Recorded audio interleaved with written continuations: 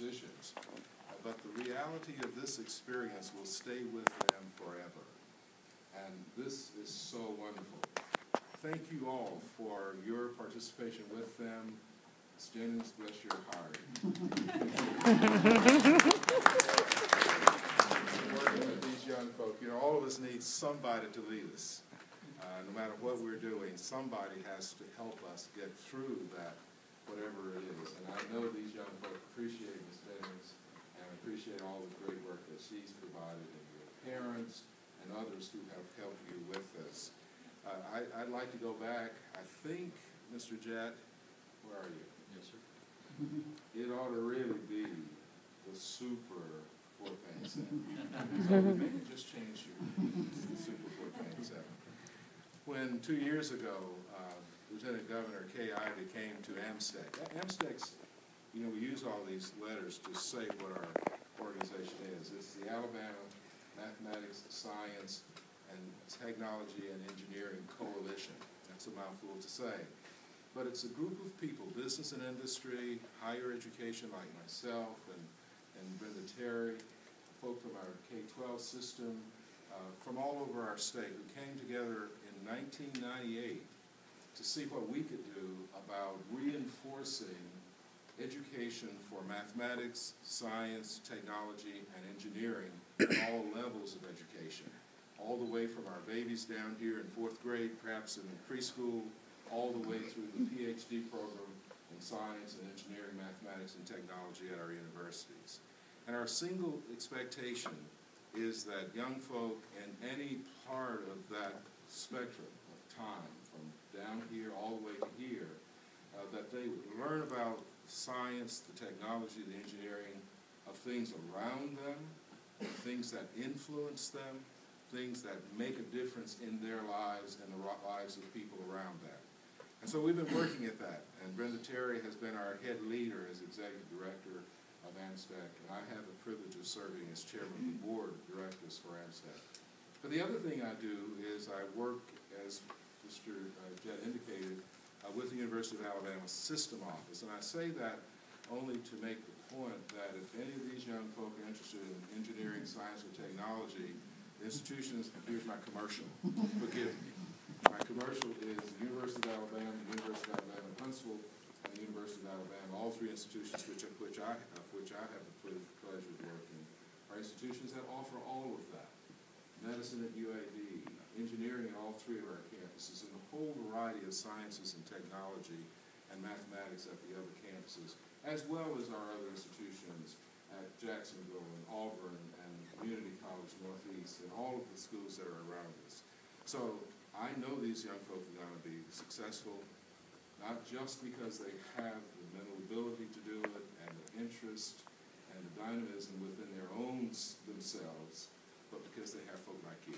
Students who support them, colleague students, parents, administrators, politicians, all of us, I hope, are on the side of these young people to help them have the kind of life that we want for all of our students who come to all of our schools in the state of Alabama.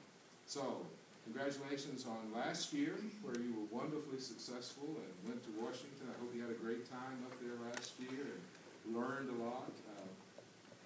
The possibilities that we'll have a team next year and the next year and the next year and the next year is really good, because I think the Lieutenant Governor is behind this process. We certainly are behind this process. And I know that this school is interested in moving its students forward, like you all are. So, congratulations for last year, and I'm looking forward to your presentation in this part of the experience this year.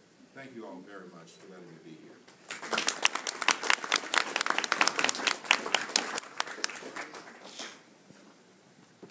Dr. Nash talked a little bit about the Real World Design Challenge.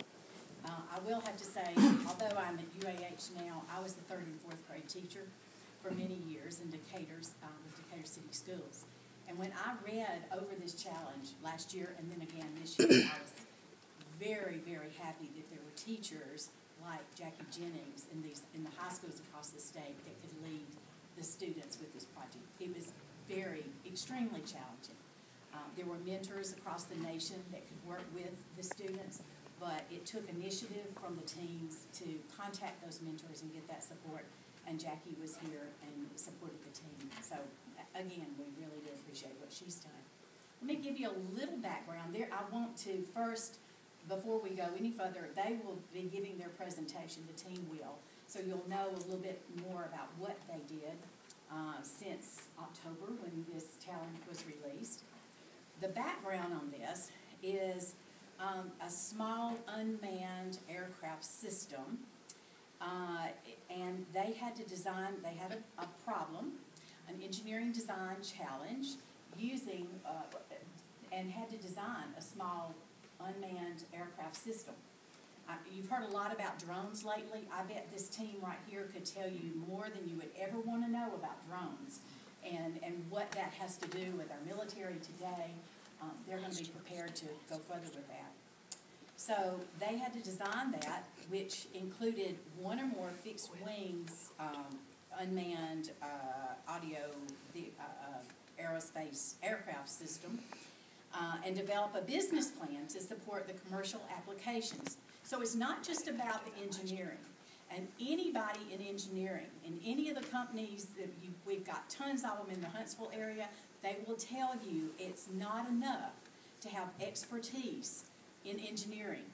You've got to be able to communicate that. You've got to be able to market that. You've got the language arts skills, communication skills that go along with that. And a lot of people call those soft skills, but actually they're essential skills.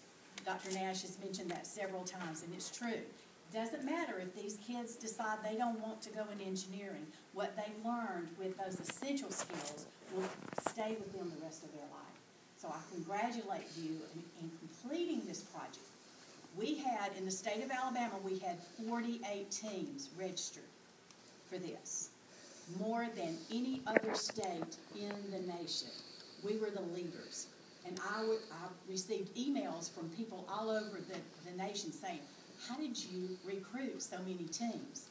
And it's because we have such a wonderful system in this state of getting the word out and support from all different organizations in the state that we were able to register that many teams. Now, not all of those teams finished. So that's the challenge for next year, to have more teams that will challenge you and the work that you do in Fort Payne here. And I know you have a lot of seniors, but I know Fort Payne will have a team next year. So they will tell you a little bit more about the challenge and what you did, and so you'll get a feel for that. And I think we need to go ahead and do that. They're ready. So go ahead.